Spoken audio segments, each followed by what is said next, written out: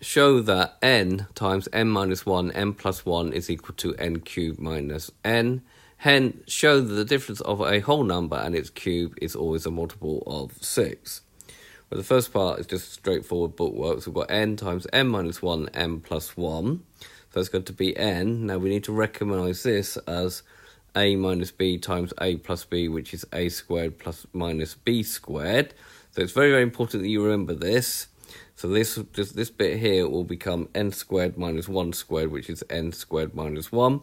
Now expanding, we're going to get n times n squared, which is n cubed, n times minus 1, which is minus n. Therefore, we prove. We've now got to show that the difference of a whole number and its cube is a multiple of 6. So we know that n cubed minus n, i.e. the cube of a whole number minus itself, is going to be n minus 1, n plus 1. The reason why I've written it that way round is this is the product of 3 consecutive integers. Now, at least one of these integers will be even and will be therefore be a multiple of 2. So at least one number is even and therefore a multiple of 2.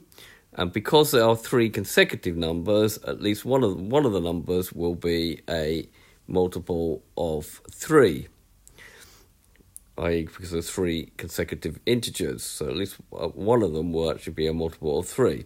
And therefore, n cubed minus n is a multiple of 2 and 3. So hence, n cubed minus n will be divisible by both 2 and 3. So therefore, divisible by 2 times 3, which is 6. And therefore, n cubed minus n will always be a multiple of 6. So therefore, a cube of a number minus a cube of a whole number minus a whole number will always be a multiple of 6.